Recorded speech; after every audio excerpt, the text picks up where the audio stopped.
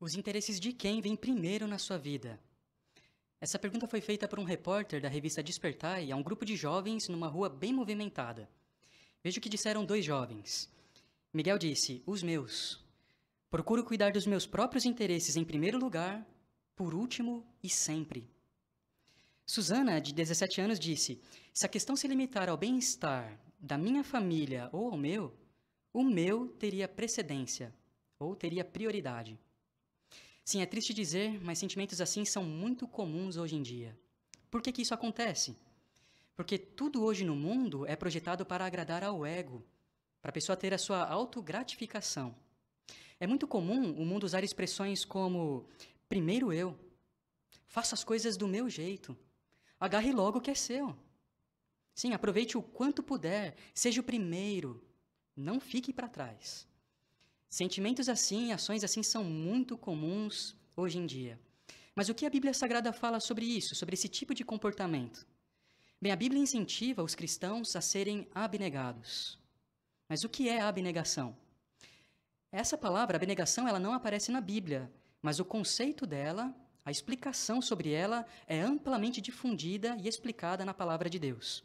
Bem, a palavra abnegação significa renunciar ou recusar a algum prazer ou passar por alguma dificuldade para beneficiar outra pessoa. Vamos dar um exemplo. Imagine que depois de um dia cansativo de trabalho ou de muito estudo, o que você mais deseja é chegar em casa, tomar um banho e descansar. Você planeja, né? Eu vou colocar minha bermuda, um chinelo, vou deitar no sofá, afinal eu preciso descansar, eu mereço esse descanso. Bem, você merece mesmo, mas imagine que alguém da sua família chegue a você e diga assim: você poderia lavar a louça, por favor? Ou você poderia ir no mercado comprar um item essencial para a nossa família? Aí é que entra, então, a abnegação. O que faria uma pessoa abnegada? Ela se levantaria do sofá e iria até a cozinha para lavar a louça. Ou ela iria até o mercado para comprar aquele item tão essencial, tão importante para a sua família. Então, a pessoa abnegada, o que ela faz? Ela deixa de lado as suas preferências, os seus gostos, as suas vantagens para ajudar outras pessoas. Ela coloca os interesses do próximo em primeiro lugar. Ela pensa mais nos outros do que em si mesmo. Então, isso é abnegação. Então, quem é o maior exemplo de abnegação? Vamos falar sobre o Senhor Jesus.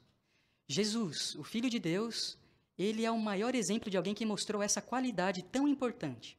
Então, vamos ver desde quando e como Jesus demonstra essa qualidade. Abra, por favor, a Bíblia em Filipenses, capítulo 2. Vamos ler juntos na Bíblia desde quando e como Jesus demonstra essa qualidade. Filipenses 2, versículos 5 a 8, nós lemos: mantenham a mesma atitude que Cristo Jesus teve. Embora ele existisse em forma de Deus, não pensou numa usurpação, isto é, em ser igual a Deus. Pelo contrário, ele abriu mão de tudo o que tinha, assumiu a forma de escravo e se tornou humano. Mais do que isso, quando veio como homem, ele se humilhou e se tornou obediente a ponto de enfrentar a morte. Sim, morte numa estaca. Nós vimos no versículo 5 que a Bíblia nos incentiva a termos a mesma atitude, ou seja, o mesmo comportamento, maneira de pensar, as mesmas ações que Jesus teve. E como ele demonstrou a abnegação? O versículo 6 fala sobre que Jesus demonstrou essa qualidade mesmo quando ele vivia no céu, antes de vir à terra. Veja que a Bíblia diz que, embora ele existisse em forma de Deus, então aqui está se referindo à sua vida pré-humana, quando ele morava nos céus com seu Pai, também junto com os anjos. O que ele fez? Ele não pensou numa usurpação, ou seja, em ser igual a Deus, mas ele foi abnegado. Por quê? Porque Jesus deixou o céu para receber, então, a designação dada por seu Pai para vir à terra. Jesus deixou o céu, sim, ele existia em forma de Deus, ou seja, ele era uma pessoa poderosa, uma pessoa espiritual poderosa. Ele, por exemplo, no céu, ele era o principal dos anjos. A Bíblia o descreve como o trabalhador perito, ou seja, ele ajudou a Jeová na criação de todas as outras coisas. Todo o universo físico, o nosso planeta, tudo o que nós vemos. Então, Jesus, ele tinha muita autoridade, muito poder lá no céu. Mas ele deixou tudo isso para quê? O versículo 7 diz que ele abriu mão de tudo o que tinha para assumir a forma de escravo e se tornar humano. Essa expressão, abriu mão de tudo que tinha, tem até um asterisco aqui na Bíblia, na nota diz que ele se esvaziou. O que isso significa? Então, ele permitiu que a sua vida fosse abreviada, fosse reduzida para ser colocada no ventre de uma judia chamada Maria e ficou confinado 9 meses na barriga de uma mulher. Depois ele nasceu como um bebê indefeso, numa família pobre de um carpinteiro. Ele também cresceu vendo seus pais cometerem erros por serem imperfeitos, embora ele mesmo era perfeito, mas ele conseguiu suportar isso. Depois, a Bíblia nos mostra que Jesus, ao se tornar humano, o que mais aconteceu que mostrou a sua abnegação? O versículo 8 diz que, quando ele veio como homem, ele se humilhou e se tornou obediente a ponto de enfrentar o quê? A morte. Sim, morte numa estaca. E quando nós nos lembramos sobre como Jesus morreu, o que estava envolvido nisso, nós vemos o quanto a sua morte foi humilhante. Ele foi espancado, esmurrado, cuspiram nele, zombaram dele. Ele morreu como um criminoso à vista das pessoas. Sim, ele passou por tudo isso para fazer a vontade de Deus. Jesus demonstrou muita abnegação ao deixar os céus e vir aqui para a terra para morrer por todos nós, por cada um de nós. Então, cabe uma pergunta. Seja muito honesto ao responder essa pergunta para si. Quem deixaria sua família e a sua casa hoje para viver num país estrangeiro, sabendo que não seria aceito pela maioria das pessoas, que seria zombado, ridicularizado e que, por fim, teria uma morte humilhante sendo assassinado? Seja sincero, quem de nós estaria disposto a fazer as malas hoje para viver nesse país? Isso foi o que aconteceu numa pequena escala, por assim dizer, com Jesus. Ele foi muito abnegado, ou seja, ele renunciou àquilo que ele tinha para ajudar outras pessoas. O maior exemplo de abnegação, com certeza. Agora, significa que uma pessoa abnegada, ela vive uma vida rancorosa, triste, cabisbaixa, não tem prazer na vida? Não. Jesus sentia muito prazer naquilo que ele fazia. Veja como uma profecia do Salmo 40 explica sobre isso. Salmo 40, referindo-se ao Messias, a Jesus, veja o que a Bíblia fala sobre os sentimentos dele. O versículo 8 diz: fazer a tua vontade, ó meu Deus, é o meu prazer, e a tua lei está no meu íntimo. Sim, Jesus não levava uma vida, talvez, rancorosa, triste, reclamando de tudo, não. Para ele, fazer a vontade de Deus era o seu prazer, ele amava. Ele disse depois, em João, capítulo 4, versículo 34, que o alimento dele era fazer a vontade do seu Pai. Ele amava fazer a vontade de Deus. Então, isso já nos ensina uma lição. Ser abnegado envolve sacrifícios, mas é possível sim sermos felizes, termos prazer na vida, sermos alegres em agradar ao nosso Deus e ao nosso próximo. Jesus, por ser muito abnegado, incentivou também os seus discípulos a serem assim como ele. Veja o incentivo, então, que ele deu aos seus seguidores para serem abnegados como ele, aqui em Lucas, capítulo 9. Lucas 9. Vamos ler juntos o versículo 23. Veja o que Jesus disse aos seus discípulos, aqui ele estava falando com eles. Então ele disse, Lucas 9, 23. Então ele disse também a todos: se alguém quer ser meu seguidor, negue a si mesmo, apanhe sua estaca de tortura dia após dia e siga-me sempre. Aqui Jesus falou sobre 3 coisas importantes que todo discípulo dele deveria fazer para mostrar abnegação, para imitar o seu exemplo. Vamos recapitular essas 3 coisas? O versículo diz, se alguém quer ser seguidor de Jesus, primeiro, a pessoa precisa negar a si mesmo. O que isso significa? Negar a si mesmo envolve dizer não a você mesmo. Sim, envolve você passar por algumas dificuldades, dizer não a algumas coisas que você tem direito, mas para agradar a Deus ou a outras pessoas. Esse verbo negar ou repudiar significa ou indica a disposição de dizer não aos seus próprios interesses, às suas próprias vontades, Há coisas que você tem direito, mas você diz não a ela para agradar o seu próximo ou para agradar a Deus. Nós mostramos que nós negamos a nós mesmos quando nós dedicamos a nossa vida para fazer a vontade de Deus. E quando nós simbolizamos essa dedicação por meio do batismo, aí nós comprovamos que nós vivemos para fazer a vontade de Deus e não mais a nossa própria vontade. Envolve abnegação? Com certeza. O segundo passo, Jesus disse: apanhe sua estaca de tortura dia após dia. O que significa essa expressão, apanhar a nossa estaca de tortura?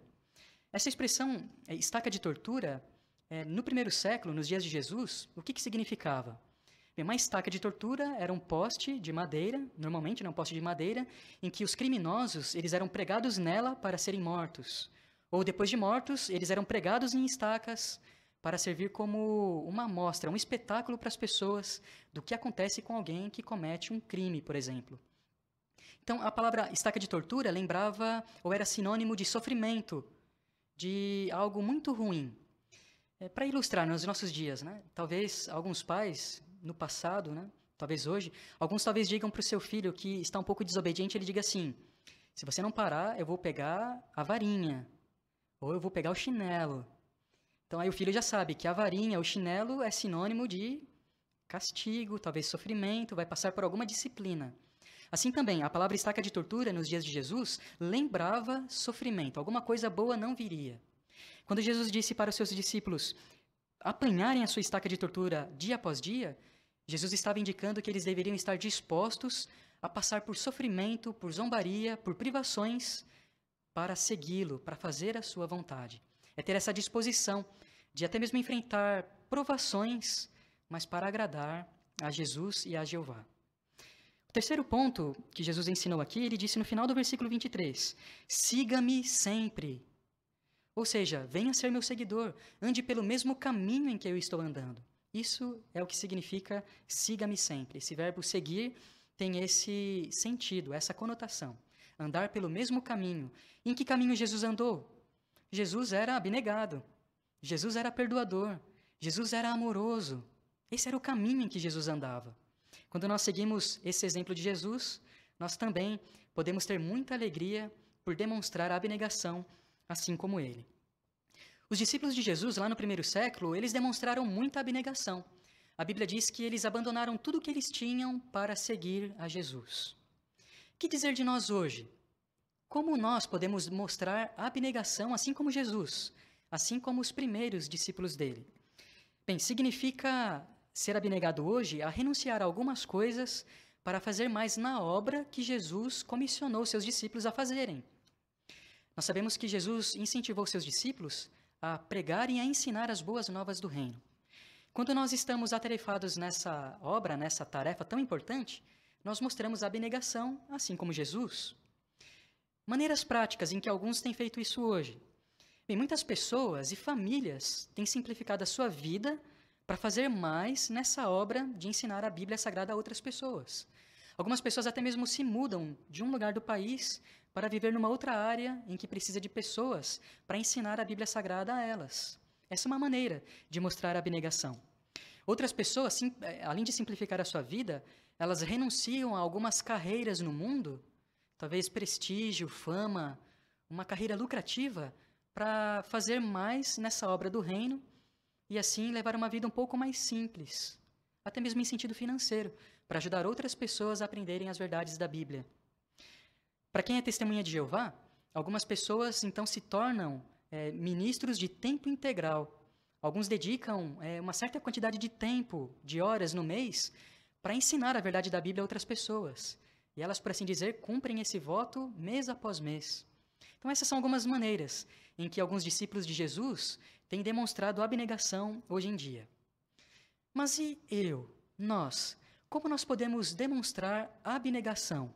Será que eu sou realmente abnegado?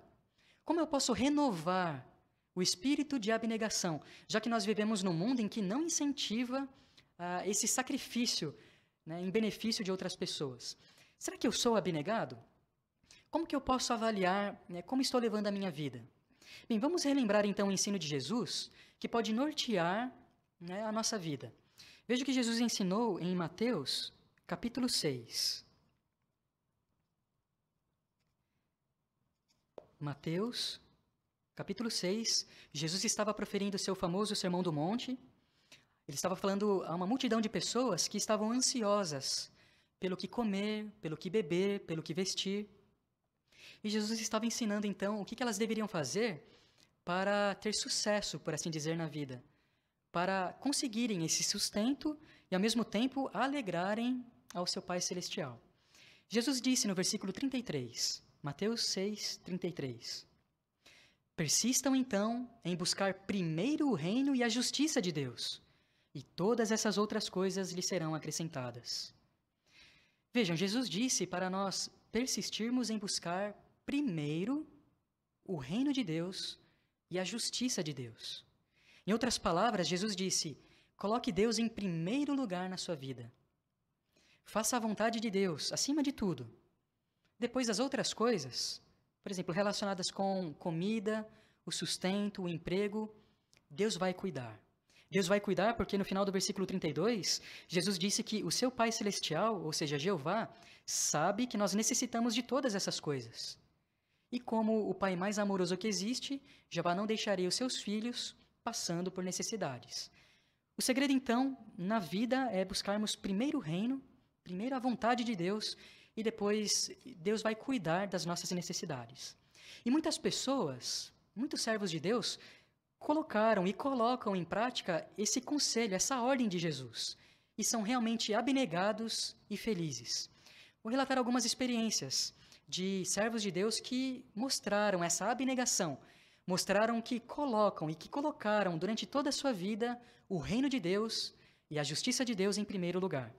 Então vamos falar primeiro sobre uma irmã chamada Ilse Unterdorfer. A sua experiência está na Sentinela de 1980, 1º de junho. O que aconteceu com essa irmã? Ela ficou presa uns 8 anos da sua vida. Destes 8 anos, 6 foram num campo de concentração na Alemanha, numa cidade chamada Ravensbrück.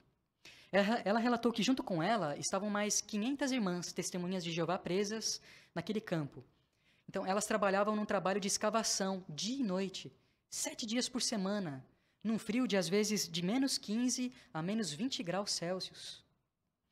Com uma roupa de verão, por assim dizer, não usavam roupas de frio. Elas passavam por muitas necessidades. Ela conta na sua experiência que ela comia alguma coisa quente somente a cada 4 dias. Às vezes era um pedaço de pão e uma xícara de café da manhã, em alguns dias. O lugar onde elas ficavam acampadas ali ou presas, elas sentavam ou dormiam juntas com outras 1.200 a 1.500 prisioneiras num espaço que era para 100 pessoas. Às vezes dormiam juntas 7 pessoas na mesma cama. Então, olha quanto sofrimento, quantas privações essa irmã Ilse passou. Mas o que ela disse na sua experiência? Ela disse que ela e as outras irmãs, elas tinham prometido a Jeová que se algum dia elas ficassem livres daquele campo de concentração, elas devotariam todo o seu tempo, todos os seus esforços ao serviço de Deus. E foi isso que aconteceu. Ela foi liberta do campo de concentração. E o que ela fez depois que ela saiu do campo de concentração? Bem, ela não pensou, olha, agora eu vou levar uma vida tranquila, eu passei por muitos problemas, agora eu vou pensar em mim. Não, ela não fez isso. Ela cursou depois uma escola para missionários, chamada Escola Bíblica de Gileade, e depois foi para outros lugares. Por exemplo, ela ficou cerca de 24 anos trabalhando na Áustria, ajudando na construção de locais de adoração, como os Salões do Reino. Ajudou a formar muitas congregações, ajudou muitas pessoas a aprenderem a vontade e a verdade sobre Deus. Com certeza, ela demonstrou muita abnegação em devotar a sua vida, já cheia de sacrifícios, mas para ajudar mais outras pessoas. Veja um outro exemplo de uma irmã chamada Olivia Springate. A irmã Olivia serviu como missionária aqui no Brasil, por vários anos, e certa vez ela contou para mim que ela ficou presa por 1 mês. Ficou 30 dias na prisão por causa da neutralidade cristã. Então eu disse, que pena, irmã Olivia, 30 dias na prisão, muito difícil. Ela disse, não, foram os dias mais felizes da minha vida, porque eu sabia que cada dia eu estava defendendo o nome de Jeová. Sim, com certeza, um excelente exemplo de abnegação. Uma outra breve experiência de um rapaz chamado Chris, de 16 anos. A sua experiência está na Despertai, de 1990, 8 de junho. Nessa experiência da revista Despertai, Chris, de 16 anos, ele contou que ele gostava de cumprir algumas pequenas tarefas para uma senhora idosa, também testemunha de Jeová, né, que morava perto da sua casa. Aí, certa vez, essa irmã idosa ligou para Chris, dizendo que o elevador do seu prédio pifou, deu problema, emperrou. E agora ela não conseguia subir 5 lanços de escada até o seu apartamento. O que Chris fez? Ele disse, espera um pouco, já estou chegando aí. Aí ele chegou, se encontrou com aquela senhora idosa, aí ele disse o seguinte, suba nas minhas costas, e eu a carregarei até lá em cima, se não se incomodar com isso. E lá foram eles. Com jeitinho, colocou a senhorinha idosa nas suas costas e foi subindo devagarzinho até chegar ao apartamento dela. Uma pergunta, será que foi cansativo para ele? Foi difícil? Provavelmente sim. Mas ele com certeza ficou muito feliz de ajudar a sua amiga e de fazer um ato bondoso aos olhos do seu Deus Jeová. Sim, experiências como essas servem como um incentivo para nós avaliarmos como é que nós estamos levando a nossa vida. Será que eu preciso renovar o espírito de abnegação que eu já tenho? Será que eu posso melhorar ainda mais a maneira como eu ajo com o meu próximo? Será que eu estou beneficiando os membros da minha família, meus amigos, meus parentes, outras pessoas com quem eu tenho contato? Experiências como essas podem servir de incentivo para continuarmos mostrando a abnegação. Sim, com certeza, quando nós mostramos a abnegação, nós levamos uma vida muito feliz e recebemos a aprovação de Deus e seguimos também o exemplo de Jesus. Mas como é que nós podemos, então, desenvolver o espírito de abnegação? O que está envolvido nisso? Bem, vamos ver um conselho que a Bíblia Sagrada nos dá em Efésios, capítulo 5. Abra, por favor, a Bíblia em Efésios, capítulo 5. Veja um segredo, um conselho, uma dica que a Bíblia Sagrada nos dá nos versículos 15 e 16. Efésios 5, 15 e 16 diz: assim, estejam bem atentos para não andarem como tolos, mas como sábios, usando o seu tempo do melhor modo possível, porque os dias são maus. Bem, a Bíblia Sagrada nos fala sobre nós usarmos sabiamente o nosso tempo, usarmos do melhor modo possível o tempo que nós temos. O que isso significa? Bem, diferentemente do dinheiro que pode ser economizado, o tempo ele precisa ser gasto, porque nós não conseguimos acumulá-lo, assim como talvez conseguimos acumular certa quantia de dinheiro. Então, precisamos usar cada minuto, cada dia, cada mês da nossa vida para agradar a Jeová, para agradar a seu Filho Jesus, para fazer a vontade de Deus. Como nós podemos fazer isso na prática? Bem, de acordo com as nossas circunstâncias, ou seja, de acordo com a nossa idade, de acordo com as nossas limitações físicas, a nossa saúde, os nossos compromissos familiares.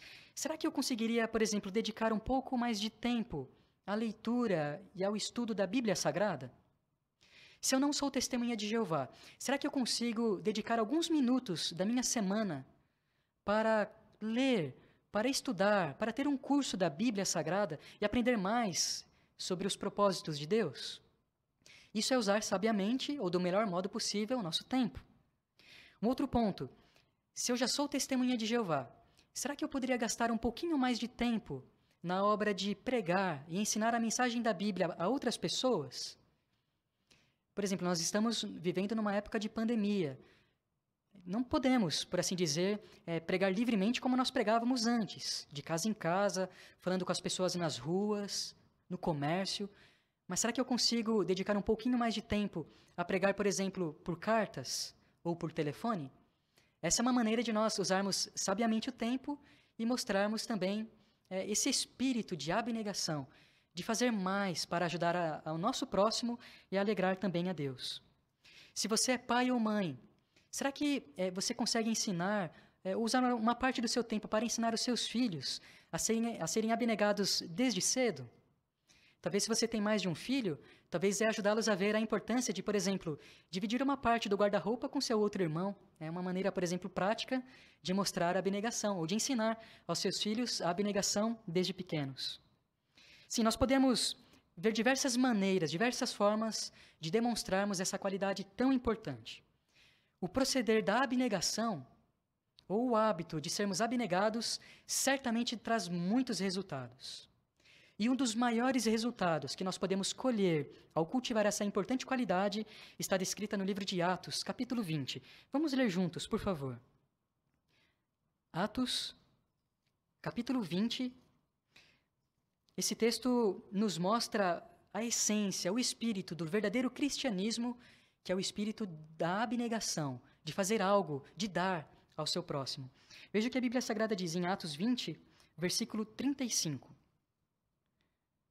Em tudo eu lhes mostrei que, trabalhando arduamente assim, vocês devem ajudar os fracos e ter em mente as palavras do Senhor Jesus, que disse: há mais felicidade em dar do que em receber. Sim, essas palavras de Jesus destacam uma verdade muito importante. Nós sabemos que o amor altruísta, o amor que visa o bem-estar do seu próximo, ele é realmente muito recompensador. Todos nós gostamos aqui de dar, de demonstrar amor. Receber amor é muito bom. Todos nós gostamos de receber, um elogio, um abraço. Nós gostamos de ser valorizados. Mas a Bíblia Sagrada nos diz, Jesus nos ensinou, que há mais felicidade quando nós damos. Damos do nosso tempo, dos nossos esforços, das nossas energias, dos nossos recursos para ajudar a outras pessoas, para agradar a Deus. Sim, nós podemos sentir muita felicidade quando nós demonstramos esse espírito de dar, de sermos generosos, de trabalharmos mais para o nosso próximo, para a nossa família, para as pessoas que nós amamos e também para aquelas que nós não conhecemos. Portanto, continuemos a demonstrar o verdadeiro espírito do cristianismo, que é o espírito de dar, o espírito de ser abnegado, de renunciar a algumas coisas na vida, para agradar, para ajudar o nosso próximo. Demonstrando o espírito de abnegação, nós com certeza ganharemos a aprovação do nosso Deus, Jeová.